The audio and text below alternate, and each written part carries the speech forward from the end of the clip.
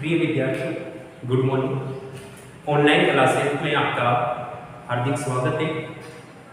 आज हम संस्कृत के सामान्य ज्ञान के बारे में बात करेंगे कि धातु रूप क्या होते हैं, इनके रूप कैसे चलते हैं, इसके बारे में आज हम जानेंगे। बात करते हैं धातु रूप। किसी कार्य को करना या होना क्रिया कहते हैं। किसी कार्य को करना या होना क्रिया कहते हैं और उस क्रिया को ही संस्कृत में धातु कहते हैं। क्रिया को ही संस्कृत में धातु कहते हैं। जैसे कि पठ यानी पढ़ना। हिंदी में हम क्रिया में पढ़ना कहते हैं और संस्कृत में धातु में हम पठ कहते हैं। इसी प्रकार से धातुएं तीन प्रकार की होती हैं: परस्मैपदी धातु, आत्मनेपदी धातु, उभयपदी धातु। उभयपदी धातु वो कहलाती है जिनके रूप परस्मैपदी के समान चलते हैं, आत्मनेपदी के समान चलते हैं, यानी कि दोनों के समान चलते हैं, उसे हम उभयपदी कहते हैं। इस प्रकार से आज हम अध्ययन करेंगे परस्मैपदी धातु का, यानी कि अगर हमें एक परस्मैपदी धातु याद हो गई, अच्छी तरह से समझ में आ गई, तो हम अन्य प्रकार की जो परस्मैपदी धातु हैं उनका भी हम अध्ययन कर सकते हैं। तो सबसे बड़ी समस्या ये रहती है, बच्चों के सामने ये समस्या रहती है कि विसर्ग कहाँ है, हलंत कहाँ है। तो आज उस चीज को मैंने सरल बनाने का प्रयास किया है। बात करते हैं पट धातु, लट लकार वर्तमान काल। पट धातु लट लकार वर्तमान काल है।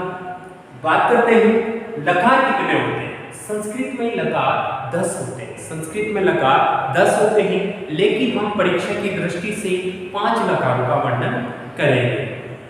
लकार 10 होते हैं, लेकिन परीक्षा की दृष्टि से हम 5 लकारों का वर्णन करेंगे: पट, लिट, लंग, लौट और विधिलिंग। हम इन 5 लकारों का वर्णन करेंगे।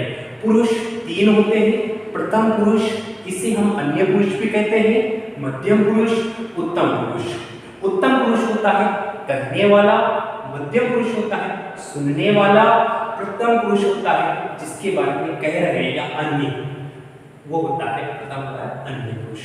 वचन यानी कि संख्या, एक वचन, द्विवचन, बहुवचन। संस्कृत में 3 वचन होते हैं: एक वचन, द्विवचन, बहुवचन। अब हम आगे बात करते हैं पट धातु के रूप। पट धातु के रूप लट लकार वर्तमान काल में चलते हैं: पठति, पठतः, पठन्ति, पठसि, पठतः, पठत्, पठामि, पठावः, पठामः। ये हम सब चीज हम पढ़ते आते आ रहे हैं। इसी चीज को हम बार-बार पढ़ते रहे। पठति, पठतः, पठन्ति, पठसि, पठतः, पठत्, पठामि, पठावः, पठामः। हमें पढ़, लेकिन हमें इस चीज को स्थायी ज्ञान करना है, स्थायी करना है कि कहाँ पर विसर्ग लगेगा, कहाँ पर विसर्ग नहीं लगेगा, कहाँ पर हलंत लगेगा, कहाँ पर नहीं लगेगा। इसके बारे में हम जानेंगे। तो पहले हम अपने हाथ को ले जाते हैं और यहाँ पर अपना हाथ रखते हैं, चौक रखते हैं और फिर नीचे आते हैं, फिर यहाँ रुकते हैं, फिर नीचे आते हैं, यहाँ पे रुकते हैं और फिर इसको इस तरफ ले जाते हैं। तो ये ऐसा लग रहा है कि एल प्रकार की आकृति, ये ऐसा प्रतीत हो रहा है कि एल प्रकार की आकृति है।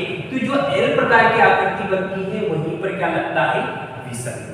जहां पर एल प्रकार की आकृति बनती है वहीं पर कहां क्या लगता है? विसर्ग। यानी कि हम लट लकार की बात करते हैं तो एल प्रकार की आकृति में ही विसर्ग लगेगा, ना तो कोई कहीं जगह ना यहाँ पर हलंत है, ना यहाँ पर हलंत है, ना हलंत है, यहाँ भी हलंत नहीं है, यहाँ भी हलंत नहीं है, केवल मात्र विसर्ग है। तो विसर्ग का प्रयोग एल प्रकार की आकृति में होता है।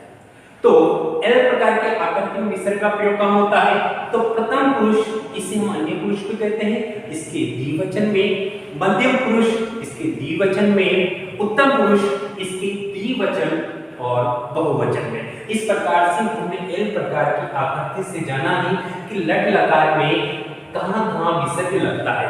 परीक्षा में क्वेश्चन किस प्रकार से आता है? परीक्षा में क्वेश्चन ये ऑप्शन भी दे देगा और ये ऑप्शन भी दे देगा और आपसे पूछा जाएगा कि मध्यम पुरुष का द्विवचन कौन सा है। तो हमारे थोड़ी सी गलती के कारण हम मध्यम पुरुष के द्विवचन में ये करके आ जाते हैं, जो बिल्कुल गलत है, क्योंकि मध्यम पुरुष का बहुवचन क्या होता है? पठन होता है, बिना विसर्ग वाला, और विसर्ग वाला तो द्विवचन होता है। इस प्रकार से हमने इसके बारे में अध्ययन किया, लट लकार के बारे में। तो ये सबसे बड़ी इंपॉर्टेंट है। अगर आपको पट धातु का याद हो गया तो आपको हस धातु भी हो जाएगा, आपको गम धातु भी हो जाएगा। लेकिन आप कहोगे सर गम का गच्छित ही हो रहा है, तो सो वो गच्छ है वो आदेश होता है। वो क्या होता है? आदेश होता है। ले पट का पटती, पटता है, पटनी। एक बार भी बोलेंगे बच्चों, पटती, पटता है, पटंती, पटसी, पटता है, पटक, पठामी, पटाव है, पटाम। आपको समझ में आया होगा। अब आगे बढ़ते हैं। लिट लगा भविष्य का, लिट लगा भविष्य का, इसमें भी पुरुष के बारे में हमने अध्ययन कर लिया है, वचन के बारे में हमने अध्ययन कर लिया है। अब हम इसकी रूप बनाते हैं। तो पटिशति, पटिशतः, पटिशन्ति, पटिशति, पटिशतः, पटिशत, पटिशामि, पटिशामः, पटिशामः। तो हमने इस रूप को पढ़ा है। इस धातु रूप को पढ़ने के बाद में हम अपना वापिस वही प्रक्रिया एल प्रकार की आकृति बनाने का प्रयास करेंगे। इस प्रकार से हमने एल प्रकार की आकृति बनाई। तो जहां पर एक प्रकार की आकृति बनती है वहीं पर ही क्या लगता है? विसर्ग लगता है। यानी कि इसमें दोनों में समानता हम देखेंगे। तो इसमें भी एल प्रकार की आकृति बन रही है और इसमें भी एल प्रकार की आकृति बन रही है। इसमें भी एल प्रकार की आकृति के अलावा कहीं भी हलंत नहीं लग रहा है, तो यहाँ भी एल प्रकार की आकृति के अलावा कहीं पर भी हलंत नहीं लग रहा है। तो दोनों आपको समझ में आ गया होगा कि एल प्रकार की आकृति इसमें भी है और एल प्रकार की आकृति इसमें भी है। लेकिन हम कौन सी धातु की बात कर रहे हैं? परस्मैपदी धातु की बात कर रहे हैं। ठीक है बच्चों, अब हम आगे बढ़ते हैं। आपको वो समझ में आया होगा। आगे बात करते हैं। तो लंग लकार, लंग लकार अन्यतर भूतकाल, इसकी बात कर रहे हैं। लंग लकार में इस बात कर रहे हैं। तो पुरुष वही तीन पुरुष, प्रथम पुरुष, मध्यम पुरुष और उत्तम पुरुष। वचन की बात करते हैं तो वही वचन, एक वचन, द्विवचन और बहुवचन। इसमें सबसे बड़ी अगर पहचानने की दृष्टि से देखा जाए, एक अगर आपसे परीक्षा में पूछ लिया जाए कि अपटक, अपटक कौन से लकार का है, तो एक सामान्य दृष्टि से अगर हम देखें तो कहीं भी अ का आगे प्रयोग नहीं हो रहा है, कहीं भी अ का प्रयोग नहीं हो रहा है, केवल इसको छोड़ करके। तो एक सामान्य दृष्टि से देखें तो जिसमें अ का आगे प्रयोग होता है वो लंग लकार होता है। वो कौन सा लकार होता है? लंग लकार होता है। तो जिसमें आगे अगर अ का प्रयोग हो रहा है तो वो लंग लकार है। अब इसमें हम देखेंगे सबसे पहले इसमें ध्यान रखने वाली बात है, केवल मध्यम पुरुष के, केवल मध्यम पुरुष के, केवल मध्यम पुरुष के एक वचन में, कौन से वचन में बच्चों? एक वचन में। कौन से वचन में? एक वचन में विसर्ग का प्रयोग हो रहा है। और हम देखेंगे तो अपट, अपटा, अपटन, अपटह, अपटम, अपट, अपटम, अपटा, अपटाम, तो कहीं पर भी विसर्ग का प्रयोग नहीं हो रहा है, केवल मध्यम पुरुष के एक वचन में, केवल इसमें मध्यम पुरुष के एक वचन में। इसी चीज को हम और आसान बनाने का प्रयास करेंगे। चलो विसर्ग और हमें हलंत का पता लगाना है। तो ऐसी धातु रूप में ऐसे वचन जहां पर न तो विसर्ग का प्रयोग हो रहा है और न ही हलंत का प्रयोग हो रहा है। तो अगर मैं अपनी सामान्य दृष्टि से बताया जाए तो इस प्रकार से इसको हम लेते हैं, इस प्रकार से हम इसको लेते हैं और इस तरह से हमने लिया तो ये ऐसे प्रतीत हो रहा है कि आप बंदूक चला रहे हो। आप क्या चला रहे हो? बंदूक चला रहे हो। तो यानी कि जो लंग लकार है, लंग लकार में लंग लकार में बंदूक की तरफ प्रतीत हो रहा है। यानी कि हमने यहाँ पर कैसा बनाया? बंदूक चलाने की तरह बनाया। तो इस बंदूक चलाने के ऊपर चला रहे हैं तो यहाँ से हम खटका दबा रहे हैं। यहाँ से हम क्या दबा रहे हैं? खटका दबा रहे हैं। तो जहां से हम खटका दबा रहे हैं ये कौन सा काल है? ये कौन सा पुरुष है?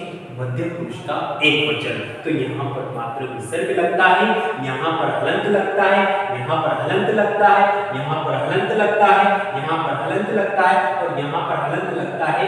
इन तीनों जगह पर हलंत न विसर्ग का प्रयोग नहीं होता है। तो आपको समझ में आया होगा बच्चों। अपटक, अपटम, अपटन, अपटह, अपटम, अपटक, अपटम, अपटा, अपटम। अब आपका क्वेश्चन है किस प्रश्न कैसे आएंगे? प्रश्न इस प्रकार से आएंगे, आपसे पूछा जाएगा मध्यम पुरुष का बहुवचन क्या है? आपसे पहला ऑप्शन रहेगा, पहला ही ऑप्शन परीक्षा वाला आपका, क्योंकि जहां हमारी सोच खत्म होती है वहां एग्जामिनर की सोच स्टार्ट हो जाती है। तो परीक्षा वाला जो एग्जामिनर है वो क्या करेगा, पहले ही ऑप्शन में आपकी इस तरह से दे देगा कि मध्यम पुरुष का बहुवचन बताइए, मध्यम पुरुष का बहुवचन बताइए। दूसरे ऑप्शन में वो बी ऑप्शन में दे देगा अपठः, तीसरे ऑप्शन में दे देगा अपठम्, और चौथे ऑप्शन में दे देगा अपठम्।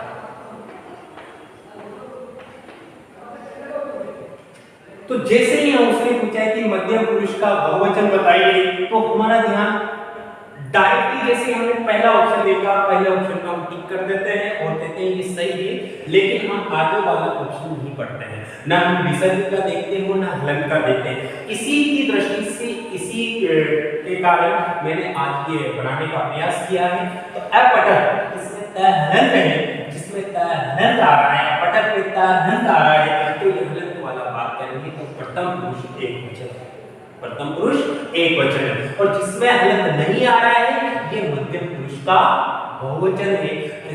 तो हमसे क्या पूछ रहा है, मध्यम पुरुष का बहुवचन, तो ये ऑप्शन गलत है। मध्यम पुरुष के बहुवचन में ये भी गलत है, ये भी गलत है और ये सही है। तो हमें चारों ऑप्शन पे हमें ध्यान रखना है। सबसे पहले समस्या ये कि हमें क्वेश्चन क्या पूछ रहा है, मध्यम पुरुष का बहुवचन पूछ रहा है, कौन सी लकार की पूछ रहा है, तो हमें सबसे पहले उसको अच्छी तरह से अध्ययन करना है, अच्छी तरह से पढ़ना है, फिर उसके बाद में ऑप्शन को देखना है। जैसे हम एक एक ऑप्शन को समझेंगे तो अपना एक ऑप्शन निकल के आ जाएंगे, तो अपना चौथा ऑप्शन सही रहेगा इस क्वेश्चन के अनुसार। अब आपको समझ में आया होगा, अब हम आगे बात करते हैं। ठीक है, लोट लकार, लोट लकार की बात करते हैं तो लोट लकार में वो तीन पुरुष है, प्रथम पुरुष, मध्यम पुरुष, उत्तम पुरुष, एक वचन, द्विवचन, बहुवचन की बात करते हैं। पठतु, पठताम, पठन्तु, पठ, पठतम, पठत, पठामि, पठाओ, पठामि। अब इसमें अगर एक सामान्य दृष्टि से अगर हम देखते हैं तो इसमें ऐसा लग रहा है कि कहीं पर विसर्ग का प्रयोग नहीं है, यानी कि लोट लकार में विसर्ग का प्रयोग नहीं हो रहा है। देखो यहाँ भी नहीं हो रहा है, यहाँ भी नहीं हो रहा है, यहाँ भी नहीं हो रहा है, यहाँ भी नहीं हो रहा है, यहाँ भी नहीं हो रहा है, यानी कि लोट लकार में कहीं भी विसर्ग का प्रयोग नहीं हो रहा है। तो सबसे पहले अगर लोट लकार के आपसे पुरुष पूछा जाए का पुरुष का एक वचन का क्या बनेगा, विसर्ग वाला ऑप्शन में आ रहा है तो उसको काट दो, वो बनेगा ही नहीं, क्योंकि हमें पता है कि लोट लकार में कहीं भी विसर्ग नहीं लगता है। अब हम आगे बात करते हैं। तो फिर हलंत की समस्या है, तो हलंत की समस्या को दूर करने के लिए बस ये द्विवचन में दो, यानी कि प्रथम पुरुष का द्विवचन और मध्यम पुरुष का द्विवचन, ठीक है। इस तरह से हमने अध्ययन किया, तो आपको समझ में आ गया होगा कि कहां पर विसर्ग लगता है और कहां पर नहीं लगता है। अब बात करते हैं विधिलिंग लकार। विधिलिंग लकार में बात करते हैं चाहिए अर्थ में एक का प्रयोग होता है, पठेताम, पठेयु, पठेल, पठेतम, पठेयम, पठेय।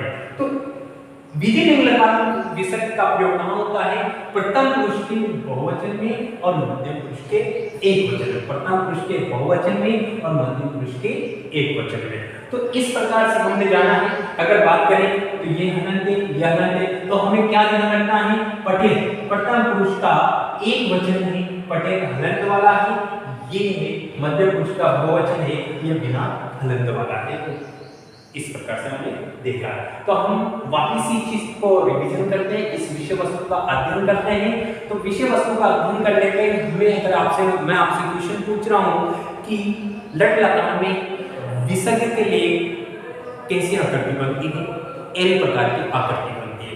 प्रथम पुरुष के द्विवचन, मध्यम पुरुष के द्विवचन, उत्तम पुरुष के द्विवचन और बहुवचन में इस प्रकार की एल प्रकार की आकृति बनती है, वो कहलाती है, वो लट लकार की बात कर रहे हैं। अब अगला बात करते हैं, अगला हमने बात किया लृट लकार, भविष्यकाल। इसमें भी देखो तो प्रथम पुरुष का द्विवचन, मध्यम पुरुष का द्विवचन, उत्तम पुरुष का द्विवचन प्लस बहुवचन में विसर्ग लगता है, एल प्रकार की आकृति बनती है। ठीक, अगली बात करते हैं लंग लकार। लंग लकार हम सभी धातुओं को देखा हमने यहाँ पर देखा है, उनके रूप देखे हैं, तो उसमें से एक अलग ही पहचान है। पहचान क्या है? अ का आगे प्रयोग हो रहा है, अ का आगे प्रयोग हो रहा है। इसमें हमने देखा है बंदूक चलाइए, यानी कि बंदूक चलाइए, तो बंदूक चलाइए यानी कि केवल एक मात्र जगह, एक जगह यहाँ पर विसर्ग का प्रयोग होता है और यहाँ से हम खटका लगाते हैं, खट इस तरह से हम करते हैं। तो ये और कहाँ हलन होता है, कहाँ विसर्ग का होता है, मैंने आपको बता दिया। बात करते हैं आगे लोट लकार। लोट लकार में हम अध्ययन करते हैं, तो देखो पड़ताम पटत पड़ताम यहाँ पर दोनों जगह हलन का प्रयोग हो रहा है और कहीं भी नहीं हो रहा है, और लोट लकार में कहीं भी विसर्ग का प्रयोग नहीं होता है।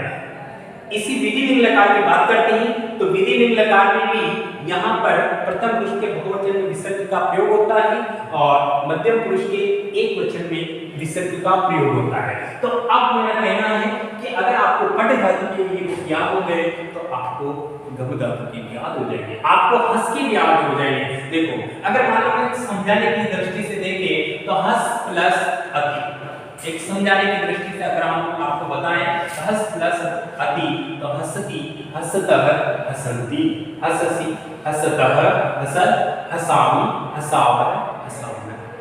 समझ में आया? ठीक, बात करते हैं अहसत अहसाम अहसन अहसर अहस्तम अहसर अहसम अहसा अहसम। अब परीक्षा में क्वेश्चन इस प्रकार से है।